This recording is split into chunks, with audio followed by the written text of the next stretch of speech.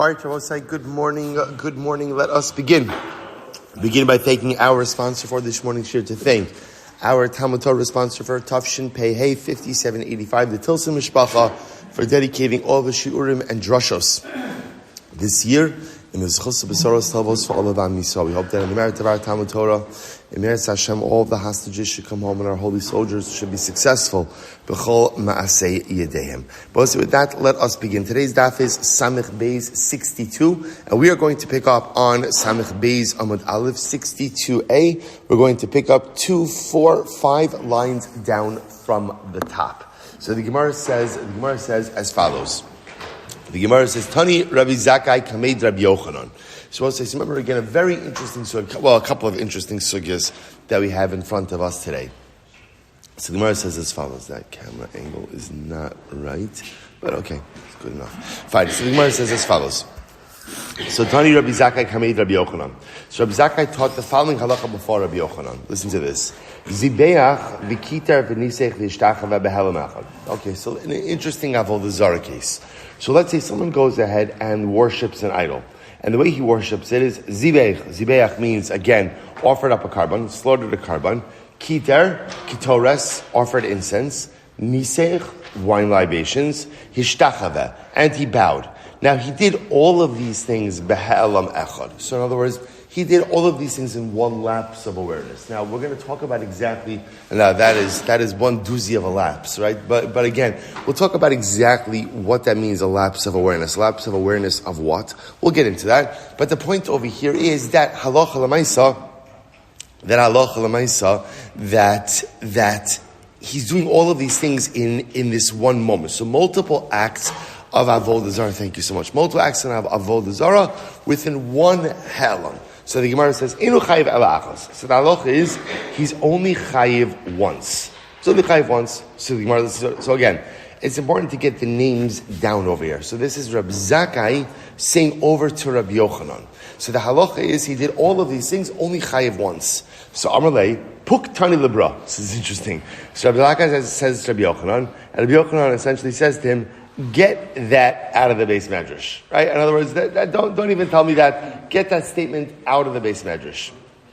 Rabbi Abba, Hadron Rabbi Zakkai. So the Gemara says, so okay. So obviously, so remember, so Rabbi Yochanan did not take kindly to this particular statement. So the Gemara says, Rabbi Abba, Hadron Rabbi Zakkai, Machlokes Rabbi Yossi, Rabbi Nassan. This statement of Rabbi Zakkai is in fact a machlokes between Rabbi Yossi and Rabbi Nassan. What's the machlokes? Disanya havara l'lavitzasa. So both say this is actually very interesting. Oh, okay. Shalom aleichem, Chaver Eretz Yisrael. I see Moshe David over here. I'm there. Askis. Okay, Richard. Baruch Hashem. We have a nice Chaver from Eretz Yisrael. Turing Chavra, learning Chavra. Okay, beautiful. Shalom aleichem, everyone. Looking forward to seeing you soon. Beautiful. Okay, so the Gemara says as follows. All right, wow, have a great time. Enjoy. Beautiful.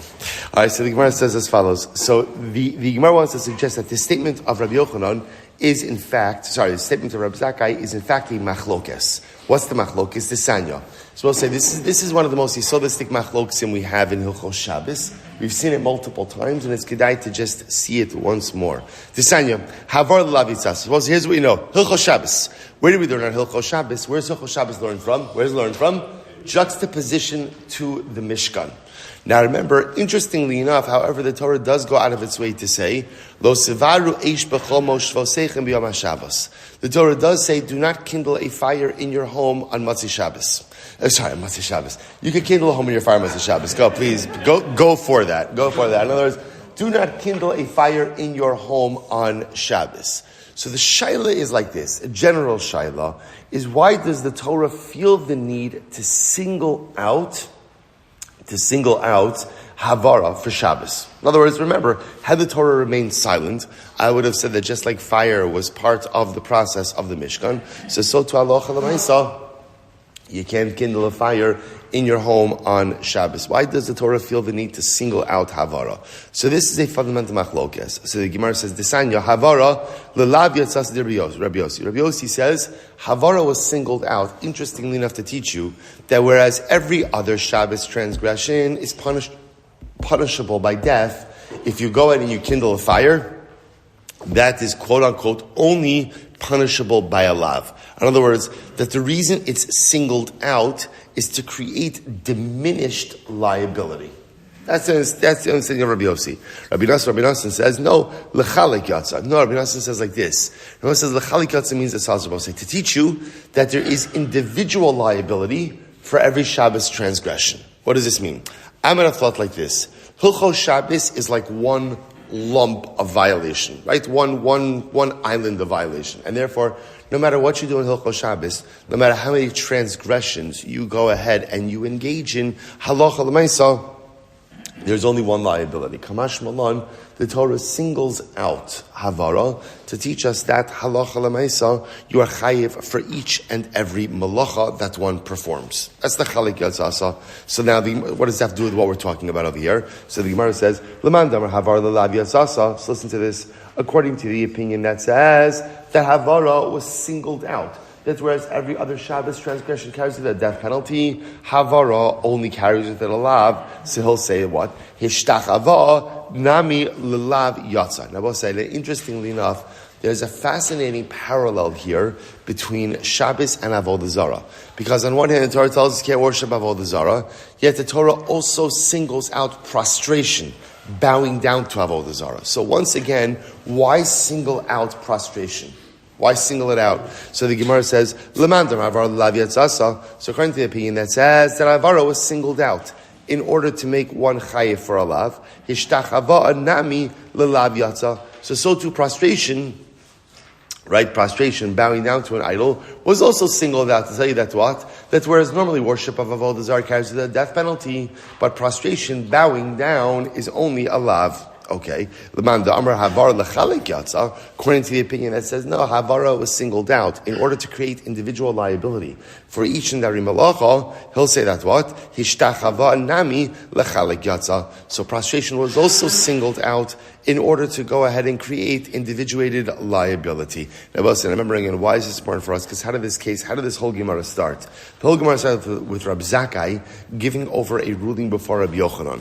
What was the ruling? That if a person went ahead and offered up, slaughtered and sprinkled and libationized, right, and did all of these different things and bowed down to an idol, behelam echad, in one lapse, he's chayiv achos. He's chayiv once. So we're trying to figure out, now obviously, and Rabbi Yochanan did not take kindly to that teaching, so we're trying to figure out over here what exactly is it that is unfolding. So Maskiv Rav Yosef, so Gemara is suggesting maybe halacha l'maisa, that statement itself of Rabbi Zakkai is subject to machlokes. In other words, just like Shabbos, you have one malacha that was singled out. Why was the malacha singled out? So Rabbi Yossi says, in order to teach you that it's only a lav, whereas everything else is punishable by death. Rabbi Nassim was singled out to teach you that you're chayiv for each and every malacha individually. So too, let's say the same machlokes applies by Avodah Zarah. Why was prostration singled out? Why was it singled out? According to one opinion, in order to teach you that maybe whereas everything else in Avodah Zarah is punishable by death, prostration is punishable by a lav. Second opinion, no, to teach you that there's individual liability for each and every act of Avodah Zarah worship. So Gemara says, one second. So first of all, Rabbi Yossi comes along and says, maybe not. Maybe you can't actually align these things. Why not? Dilma, ad kan lo kam Rabbi Yossi hasam, havar lelav yatzasa, dinafka le chilik malachos, me'achos mehina. So the Gemara says, first of all, maybe Rabbi Yossi only holds that Havara is different, right? That by Hilchos Shabbos, when the Torah singles out Havara, kindling, that halacha l'maisa is coming to single it out for a lav, because remember again, by Shabbos you have another pasuk. The pasuk that the Gemara is going to quote over here says, Daber al b'nei Yisrael lemar, nefesh ki techta bishgaga mikom mitzvos Hashem asher lo sa'asena, va'asa me'achos mehina. So the Torah is literally talking about, again, carbonic liability, a carbon chatos, right? That halacha l'maisa, and it says, if a person performs me'achos mehina. Now we're going to see that phrase as an interesting one, because the way it translates is me'achos, from one, mehina, from these. From one, from these. So the Gemara says, listen to this. The nafkalech, because chilik malachos, right? It could be that Rabbi Yossi holds that Havara is singled out for lav purposes because he learns out chilik malachos. He learns out the idea that every malacha is reckoned separately from a different source, namely from that phrase me'achos mehina. Disanya, so here we go, second wide line. Disanya, Rabbi Yossi says v'asa me'achos mehina. When the pasuk says, and he will perform. So this is talking about the violator, the person who's violating the halacha. He performs va'asa me'achas mehina. He does one of these things. So this is actually very interesting. Pamim shechayiv achas al kulan. We'll say sometimes you're only chayiv once for multiple acts of liability. The pamim shechayiv al kol achas va'achas, and sometimes you're chayiv multiple times for each and every act of liability. So we'll say, so again, this is a bit of a strange statement, but we'll explain in just a moment. So sometimes you could perform multiple acts and only be chayiv once, and sometimes you could perform multiple acts and be liable for each individual one. Again, we'll define what that is. From Rabbi Yochanan, Rabbi Yochanan says, my time with Rabbi Yossi. Where does Rabbi Yossi get this from? Where does Rabbi Yossi get this from? Tiksiv v'asa me'achos mehina. Because the Torah, is speaking about liability, says a person will perform one me'achos from one, mehina from these. And interestingly enough, the juxtaposition of those two words, achos is singular, heina is plural. So now watch this. Achos, so the Gemara says, achos me'achos, heina mehina. So sometimes, again, there's individual liability, achos me'achos. Sometimes there is collective liability, or I should say multiple levels of liability, heina mehina. And then achos shihi heina, veheina shi achos. And sometimes, again, on both sides, there's achos shu heina. One act that could create multiple layers of liability, and veheina shi achos. And sometimes there are multiple acts that only result in one level of liability. So the Gemara says, for example, both say let's give now let's put the meat on the bones with this. So the Gemara says achos. So what would it be an example ultimately again of? Will be an example ultimately again of regular liability. So the Gemara says achos Shimon. So for example, I will say halacha l'maisa again. One example would be Shimon, right? Shimon. Now what does it mean, Shimon? Oh, 1 second, sorry. Okay, what is it? For example, Hilchos Shabbos, a person goes ahead and writes Shimon. So that's right. Remember again, one of the 39 malachas is writing. So you go ahead and you write the name Shimon. Okay, me'achos. Now, what does it mean me'achos? What would be an example of like a derivative malacha from that? Shem mi Shimon. Let's say you instead of writing the name Shimon, you write Shin Mem. Shin Mem. Rabbi said we know that for Hilchos Shabbos purposes, right? One of the 39 malachos ultimately is kosev, is writing. How do you violate the malacha of ksiva? 2 letters. So that's an example. So again, so the malacha would be writing Shimon. What would be an example of me'ach? So again, just see what's happening over here. The Gemara is darshaning the pasuk. So let's say again for Shabbos violation. Me'achos, how do you violate Shabbos? Not really to violate Shabbos, but again, how does a person violate Shabbos? Me'achos, you write the name Shimon. Right? Achos would be Shimon. Me'achos, what would be a derivative of that? So, Shem mi Shimon. You just write Shemem. Heina refers to avos. Mehina refers to toldos. Most remember again in Hilchos Shabbos, you have the avos, which are what we call the primary categories of malacha. Those are the ones actually done in the Mishkan. And then you have the toldos, which are the derivative malachos. Achos shihi heina. So it was an example of achos, that is heina, was an example of one act, which could result in multiple layers of liability. For example, Zodon Shabbos v'shigagas malachos. So we'll say this is interesting. So Zadon Shabbos, what does this mean? I know that it's Shabbos, but I don't know that all of these acts that I'm engaging in are malachas. Right? So I know that today is Shabbos, but what did I do? I figured, the cover Shabbos, I shecht the cow. I didn't know that shechita was a malacha. Then I go ahead and I cook up a piece of meat. I didn't know that kindling a fire was a malacha. So I know that it's Shabbos. So I'll say, what's the halacha in that case? There's individual liability for each and everything that I do, right? So here, interestingly enough, there's, so to speak, so I know that it's Shabbos, but I don't know all of the malachos. There's individual liability. Zadon Shabbos Shiggas Malachos. Hena Shiachos will be an example of multiple acts with individual liability. Shiggas Shabbos Vizadon Malachos. So we'll say, however, so interestingly enough, if I know that it's Shabbos, but I don't know that malachos are aser, I have liability for every malacha that I performed.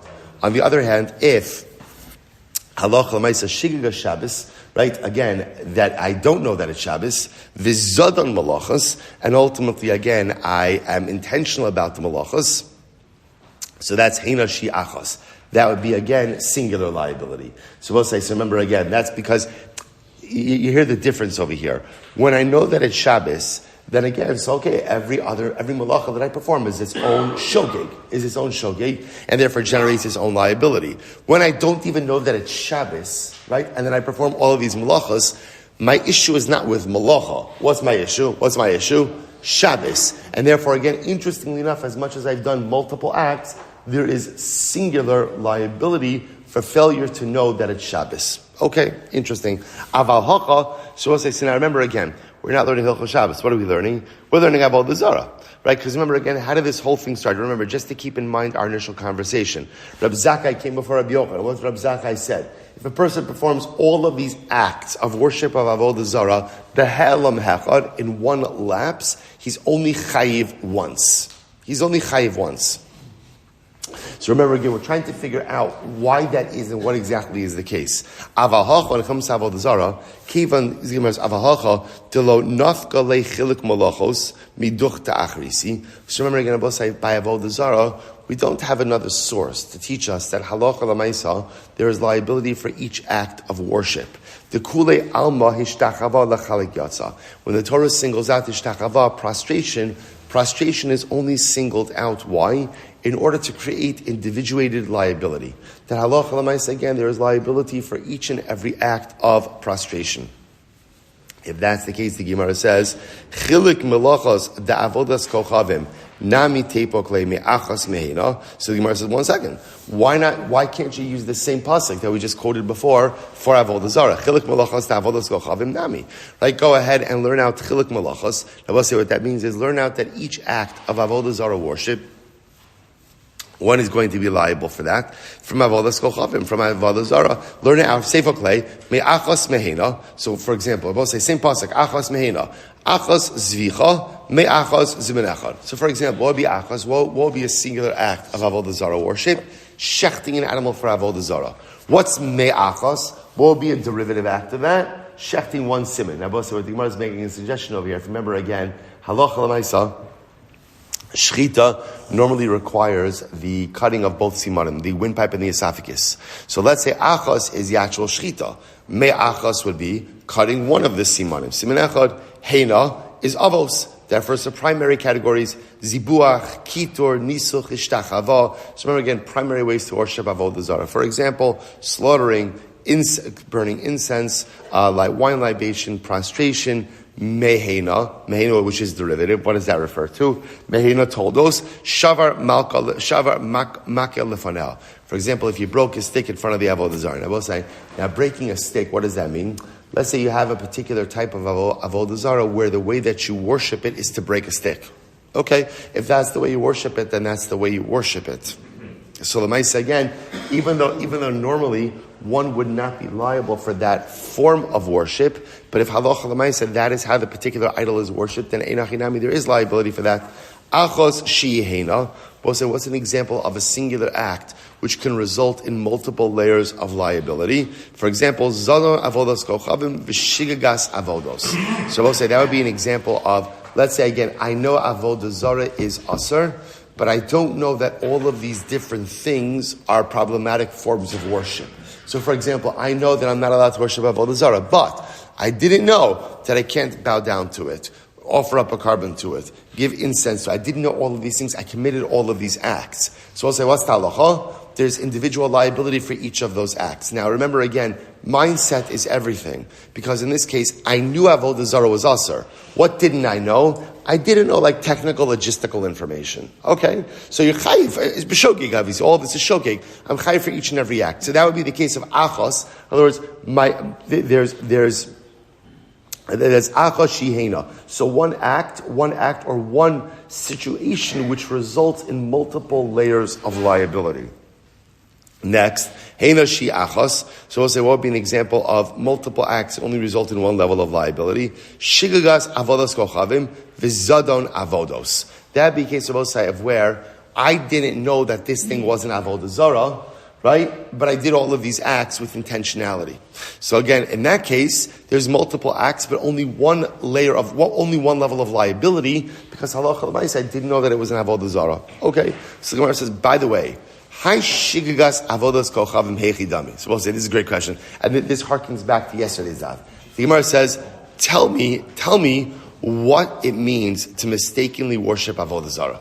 Just explain that one to me, right? What you slipped? What exactly happened over here? So the Gemara said, listen to this, and we'll say this yesterday's daf. We had this. So we'll say if you thought that the structure you were bowing down to was a shul, right? And what happened? And it turned out, and you bowed down to it, and it turned out that it was an avodah zarah. So we'll say that's not avodah zarah at all. Hari libo l'shamayim. We'll say again, there a person's intention is totally pure. So there's no avodah. That's not even a shogeg avodah zarah, right? In other words, we'll say, which by the way, there happens to be this statement is so profound. Just so you understand, number one, the Gemara. Whoever heard of bowing down to a shul? What the Gemara seems to say about. We'll say, you see from something amazing. Just the kavod that we are obligated to have towards a Beis HaKnesses, right? The kavod that we're obligated to have towards a shul, right? A shul, a mikdash ma'at, is the home of the Ribono Shel Olam, and how we are obligated to treat it with respect and with reverence and with derech eretz and with love. It's fascinating, right? Whoever heard of bowing down to a shul? What is that? And obviously, we don't bow down to a shul, but it's interesting that the Gemara understands this as well. If you thought it was a shul, and therefore you bow down, as if that's a normal thing to do. So again, we see this all the time in Gemara, how Chazal teach us such profound yisodos, such profound yisodos, just again in the give and take of the Gemara. So the other piece over here also is the Gemara. So if you thought it was a shul, you bow down to it. Hari libo l'shamayim. Your heart belongs to HaKadosh Baruch Hu. We'll say that phrase. If at the end of the day, when your children or friends or whoever's going to deliver your eulogy, if they could say that phrase about us, that this was a person whose libo was l'shamayim, his heart belonged to HaKadosh Baruch Hu. If after 120 they could say that about you, that is a life well lived. That you learn Torah, anybody can learn Torah. That you gave tzedakah, if you have it, you're going to give it. You did chesed, it's beautiful and fulfilling, and it's shtickle self-serving to give chesed. It feels so good to do it. What's the true metric of spiritual success? A person who lives a life where his heart belongs to the Ribono Shel Olam. Rachmana liba boy. What HaKadosh Baruch Hu wants more than anything from us is not our body. He doesn't just want our mechanistic activities. He wants our heart. He wants our heart. So you could say, Hari libo l'shamayim.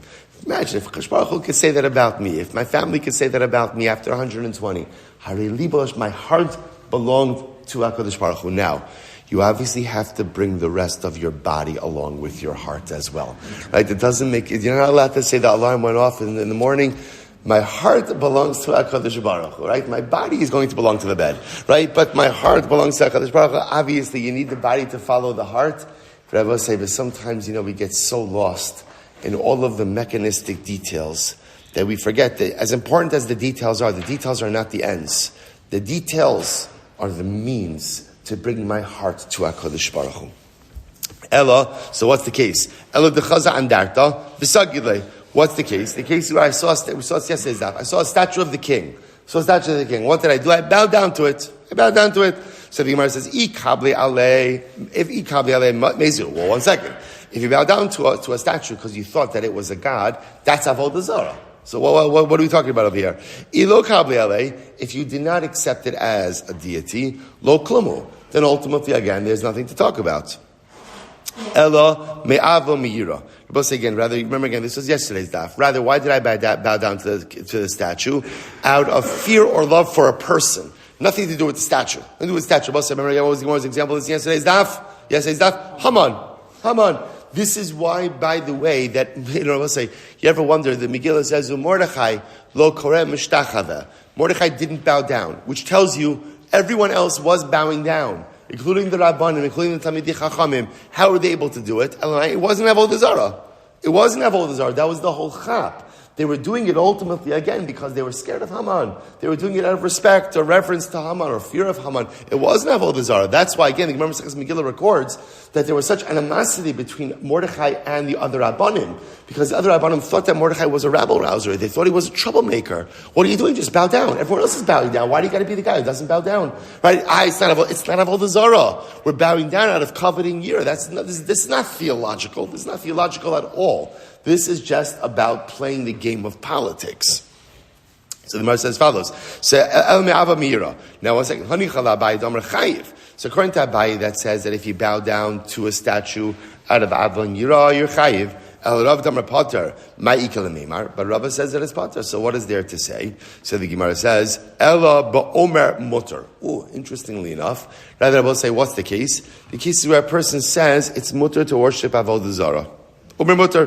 Rashi says over here, it's 5 lines up from the bottom. Ella ba'omer mutter. Kasavra ein avodas kochavim b'Torah. He'll say, the person says, there's no prohibition of Avodah Zarah in the Torah. He mamish thinks that. That's what happens when you don't pay attention in Shir. In other words, literally again, there's no Omer mutter. It's mutter. He'll say, by the way, I just want to point out, lest you think that this is so crazy, right? The truth is, all of us tend to do this in some area of Yiddishkeit, right? Omer mutter. I said it's mutter. I bet it's not. But I said it is. It's powerful, right? It's powerful, right? We are powerful people. Omer mutter. I said that it's mutter. If you say, and by the way, if you say it enough times, and you say it convincingly enough, something amazing happens, which is, you actually begin to believe it. Right? We're able to live. One of the interesting things that Kadosh Baruch Hu has programmed us is the ability to live with cognitive dissonance. I could create alternative realities, and when you live them and reinforce them for long enough, they actually become emes. So the Gemara says, Omer mutter. Guy says, Avodah Zarah is mutter. I didn't know. So the Gemara says, Tifshot debaymnei Rav Merav Nachman, Helam zev yadamau. So interestingly enough, now if you're going to tell me Omer mutter is potter, so interestingly enough, this helps me resolve another case. What's the other case? Helam zev zeh. Let's say a guy didn't know about Avodah Zarah and he didn't know about any of the accompanying modes of worship. What's the halacha? Tifshot de'eno chayiv ela achos. So it would appear that ultimately, again, he would only be chayiv once. So the Gemara says, they don't chayiv ela achos. Halo kasha. V'tivshot eno chinam. There shouldn't be a question. And resolve it. Now 1 second. Let's go back for a second. We were darshaning achos mehina to apply to Avodah Zarah. But can you really go ahead and darshan these psukim to apply to Avodah Zarah? Dilu hacha ksiv b'mashiach par. Dilu hacha ksiv b'mashiach par ubenasi seir ubiyachid kivsa usira. As well as again, all of these different levels of liability, you have the par coin Mashiach, which is a par, the offering, the guilt offering, if the nasi rules erroneously. Right, that's a seir, and for an individual, it's a kivso seira. Filu ba'avodas kachavim yet by idolatry tnan v'shavin shebeseira kiyachid. Ultimately, again by avodah zarah, we'll say the Gemara taught that halacha l'maisa they offers up a seir like the individual. Okay, so the Gemara says. Rashi points out over Ilu ba'avodos kochavim tanya le'el v'shavin Rebbe v'chachamim shekayim Mashiach b'seir kiyachid. The Gemara says, and the Gemara concludes this discussion, v'su lo midi. There is nothing more to discuss regarding this particular topic. Now look at the last Rashi in the daf. V'su lo midi lekal shenuyei midi hilchach lo nafkalon chilik malachas ba'avodos kochavim mehacha el mishtachava kidas kafta Rav Yosef. So we'll say, so bottom line, the Gemara says over here, is that halacha l'maisa. Interestingly enough, there is a similarity between Shabbos and Avodah Zarah. What's the similarity? Which Shabbos say, by the way, the similarity between Shabbos and Avodah Zarah, actually, the Gemara says quite explicitly that whoever is mechalal Shabbos it's as if he is worshipping Avodah Zarah, right? Shabbos is the mitzvah that solidifies and concretizes our belief in God as a creator. That without that, there is no belief in HaKadosh Baruch Hu. The primary essence of the Ribono Shel Olam is as a historical and contemporary creator. Shabbos is the day that solidifies that, right? We abstain from creative activity in order to yield that creative baton to HaKadosh Baruch Hu.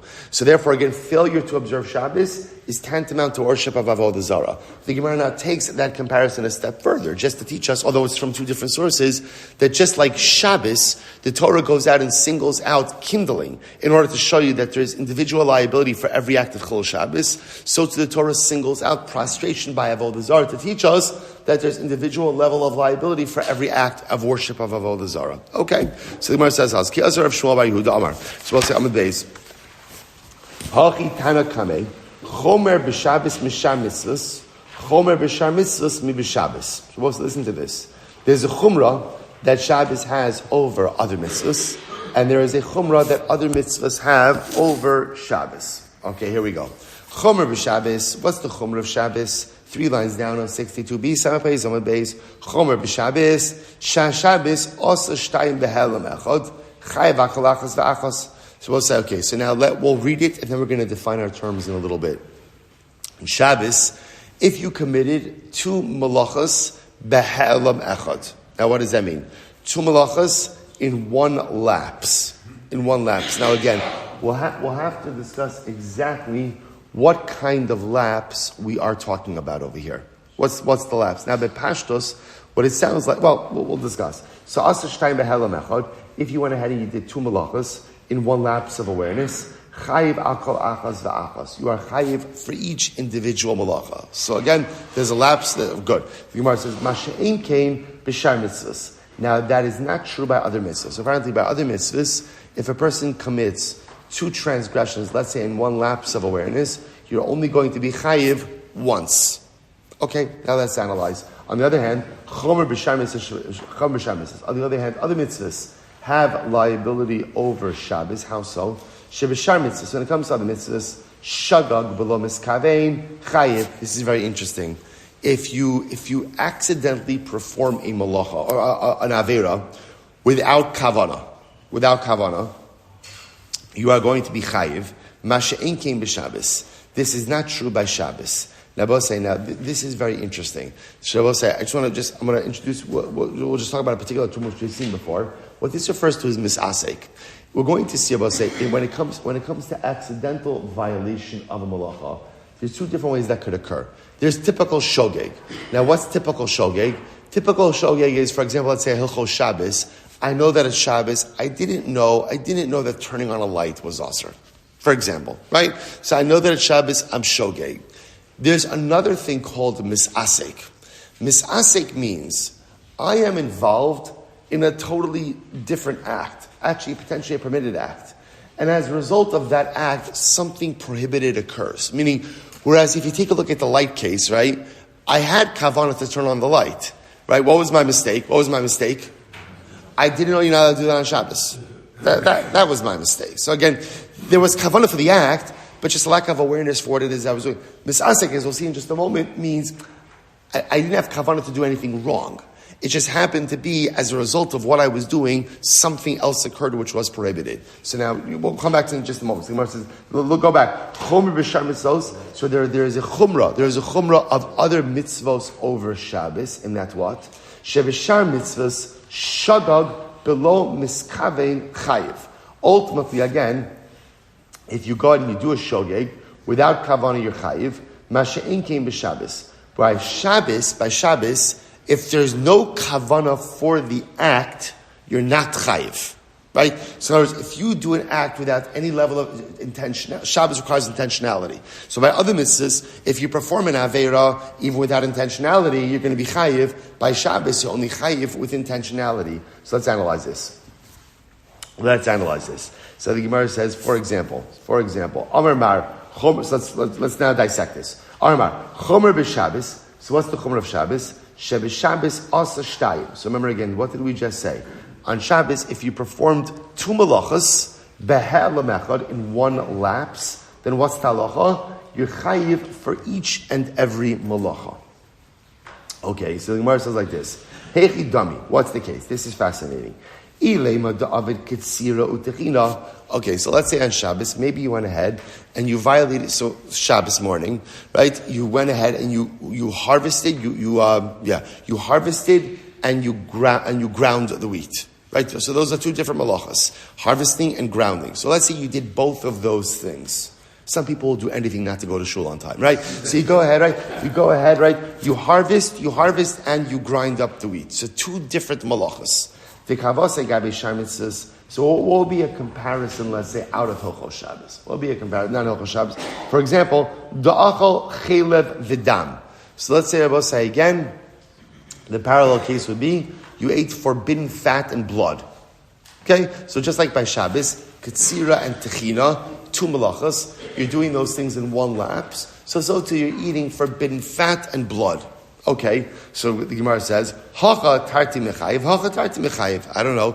In both of those cases, it makes sense that there be dual liability. And I was supposed to remember again, the Gemara said before that Shabbos has a chumrah over other averos. How so? Or other mitzvahs. That by Shabbos, if you performed two acts in one lapse, you're chayiv twice. Whereas for other averos, you only be chayiv once. But the Gemara says that's not true.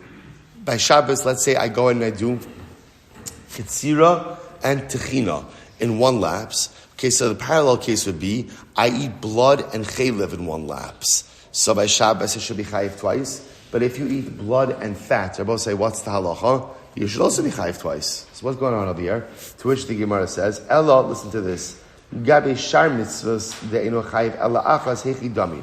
What would be a parallel case by other mitzvahs that you would only be chayiv once? What would be the case? Listen to this. The Gemara says, da'achal chelev v'chelev. Oh, interesting enough, I will say, where I eat two kizesim of chelev in one lapse of awareness. Can't get enough of that chelev.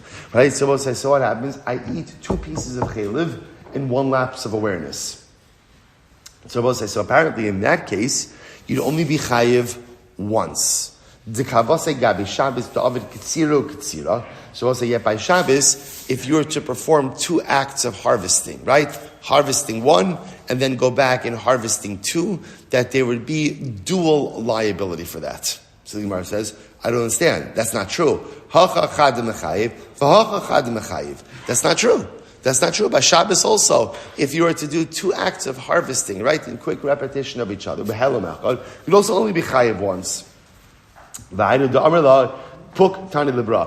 by the way, this is why you see that Rabbi Yochanan told Rabbi Zakkai to get this teaching out of here, right? That in other words, he didn't like this memory. He did not feel that this actually made any sense. So Mar says, I don't understand. My kushya, what's the problem over here? Listen to this. Dilma, the olam emolacha da'avid ktsiro techina masha'enkim b'shar So supposed to listen to this. Now let's go back to our original case.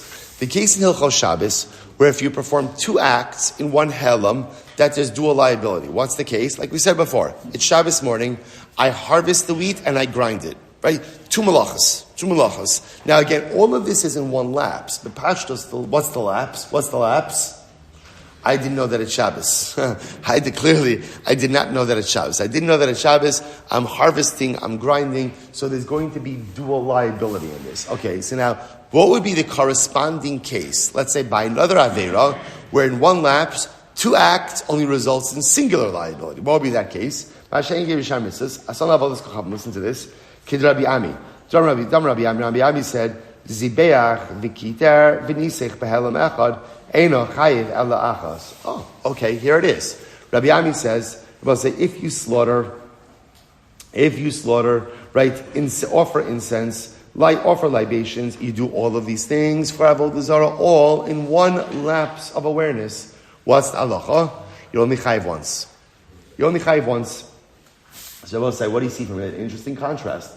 So by Hilchos Shabbos, if you perform multiple malachas in one lapse of awareness, you're chayiv for each and every performance. On the other hand, by Avodah Zarah, if halacha l'maisa you perform multiple acts of worship in one lapse, you're only chayiv once. To which the Gemara says, no, you can't set this up with Avodah Zarah. Why not? Tiktani Seifa, Because look at the end of the brisa. Chomer b'shar mitzvahs, right? So we'll say, so that's the chumrah of Shabbos over other mitzvahs. That's the Gemara suggesting. But what was the end of the brisa? The other brisa was that there's a chumrah of shar mitzvahs, a chumrah of shar mitzvahs over Shabbos. How so? Sheb'shar mitzvahs, shagag b'lo miskavein chayiv. Well, so listen to this. Remember again, by other mitzvahs, if you perform an accidental act, even without kavanah, there's liability. However, again, shagag b'lo miskavein. However, by Shabbos, remember again, by Shabbos, what was the halacha? If you do shogeg without kavanah, you're pater. Right? Shabbos requires kavanah. So the Gemara says, 1 second. Shogeg b'lo miskavein b'avodas kochavim heichi dami.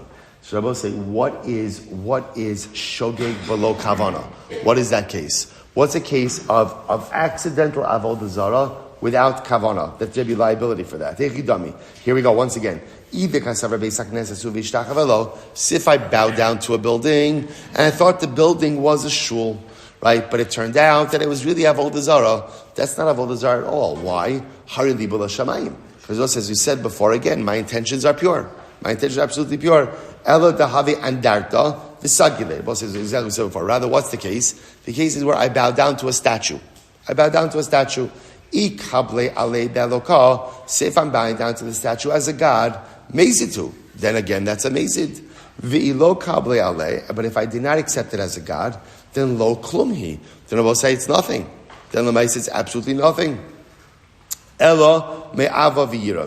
Rather, we'll say what must be the case. The case we must be talking about over here is where I'm bowing down to the idol, but I'm bowing down to it ultimately again out of love or fear for a particular individual. So once again, hani chala bayid damar chayiv. So that makes sense. According to Abaye, who says that there's liability for such an act. El the Rav damar pater ma'ikal. But according to Rav, who says that's your pater, what is there to say? Ella ba'omer mutter. Rather, I will say, what's the case? The case ultimately, again, is where the person thinks that it is mutter to worship idolatry. That's the case. So we'll say, interestingly enough, so apparently Omer Mutter will create some level of liability by Avodah Zarah, but ultimately, again, by Shabbos would be Pater Legamre. Now, again, we'll see if that's true. That's true Allah or not. Arkan, lo by Bnei Rav Nachman, Helam Zeh V'zeh. So remember, up until this point, Rav Up until this point, Rav was only asking Rav Nachman about Helam Zeh. In other words, where there was a lapse of awareness on both areas. As I will say, just to be clear, the question of liability was always a very simple question. Are you going to be chayiv once, or are you going to be chayiv multiple times? That was the question. Pater legamre lekal mandamar. No one says, or I should say, the Gemara asks really as a question: is there anyone who says that there is complete liability, a complete exemption? Is there anyone who would say that you're totally pater for anything? To which the Gemara says, well, why not? My kushya, dumali olam lecha reisha ba'avodas kochavim v'seifa b'shar mitzvahs. Maybe we're saying the following: the reisha is talking about avodah zarah, the seifa is talking about other mitzvahs, and how so? V'shagag b'lo miskavin. And what are we talking about over here? We're talking about a case of an accidental commission of an avera without kavana. Now watch this. The kasavar, what would be an example of that? I both said, for example, what would be an example by a general avera of shogeg without kavana? See, here it is. Roku ubalo. So we'll say, here's what it is. There happens to be a piece of chiliv in my mouth. I forgot that there's chiliv in my mouth. I just think it's saliva. So what do? I swallow it. So a typical shogeg case is where I know what I'm doing, but I don't know that it's aser. This case is a little bit different. In this case over here, I don't even have kavanah for the act of eating chiliv. Right? In other words, it's one thing to have kavanah to eat chiliv, but just to be ill-informed and think that consumption of chiliv is mutter. In this case over here, I have something in my mouth. I forgot that it was chiliv. I just thought it was excess saliva, so I swallow it. So there I will say, there's not even kavanah. There's not even kavanah. The kasavar, that's shagag b'lo miskavin. The kasavar, roku bolo. And I will say, now halacha l'maisa, you're chayiv in that case. Chayiv in that case. So remember again, we're creating a contrast between Shabbos and Shar Averos. So by other Averos, Rabosai, even if you have absolutely no kavana for the commission of the Avera, but you do it, there's liability. I forgot that there's chaylev in my mouth. I thought it was saliva. I swallow it. I have absolutely no kavanah for any chaylev consumption. That's fine, right? But I'm still chayiv. Interestingly enough, the Gemara says, Masha Enkin b'Shabbos, the pater. So I will say Shabbos is going to be pater. If you don't have kavanah for the act by Shabbos, you're pater. Why not? The Gemara says, for example, Shinis kavi lahagbias atalush v'chatach es hamechuber. Pater. Well, it's a fascinating case. Let's say on Shabbos, I go out, there's a cucumber on the ground. So I want to make a salad. I'm going to pick up the cucumber. And I figure to myself, that cucumber is detached. So because it's detached, therefore, again, it's mutter for use. It turns out I pick it up, and I end up plucking it out of the ground, which is one of the malachos. So I'll say, interestingly enough, on Shabbos, you are pater. You are pater for that. Now, why? So Rabbi say, because we're going to see, the Gemara says, Kid Rav Nachman Amar Shmuel. This is because Rav Nachman Amar, Hamisasik bechalavim uba'arayos chayiv shekin nene. So we'll say, listen to this. Misasek. Remember again, what's misasek? Misasek means I am involved in a permitted act. But what ends up happening is I end up doing something prohibited. For example, by the chaylev case is what we just saw. There was a piece of chaylev in my mouth. I totally forgot about it. I just thought it was saliva. I swallow it. That's the case of misasek. As far as I'm concerned, I am ready to go ahead and do something totally permitted, but it turns out to be something prohibited. There's still liability for that. Interestingly enough, same thing by arayos, by immorality. All right, so this is an interesting one, right? Where again, I have kavanah to do something permitted, but it turns out that something prohibited happens. So for example, let's say Ruvain is ready to have relations with his wife, Rachel, but it turns out, through some confluence of events, that he ends up having relations with Rachel's sister. He slipped, right? Right. So I might say again, but again, I will say, but his in other words, some type of mistake occurred, right? And he ends up having relations with the wrong woman. But again, that was not at all his intentions. There was no intentionality of this. Interestingly enough, lack of intentionality. I feel like people say that all the time by arayos, right? So nice again. But in this case, legitimately, his intention was to have relations with his wife. Through some confluence of events, he ends up having relations with the wrong woman. I mean, I don't know how exactly he's going to explain that to his wife, right? But that's not our problem for today. Right? So again, by all other averos, it's interesting. By all other averos, lack of intentionality still results in liability. By Shabbos, and here it is, by Shabbos, meleches machsheves asra Torah. I will say, when it comes to Shabbos requires meleches machsheves. Meleches machsheves means intentionality. By Shabbos, there has to be intentionality for the act, and if there is no intentionality, there is absolute exemption. Absolute exemption. That's why when you go to pick up the cucumber, thinking that the cucumber was detached, and it turns out that you lift it up and you just plucked it out of the ground, there's no liability for that because you need meleches machshavah. So we'll say, so interesting, so we'll have to stop over here for today. But what it turns out is halacha l'maisa, these fascinating distinctions. So first of all, the one thing that you do have commonality about is that there is individuated liability, just like for Shabbos, you also have that by Avodah Zarah. What the difference between, and again, same thing by Shabbos and Avodah Zarah, is that you can be chayiv for multiple individuated liability.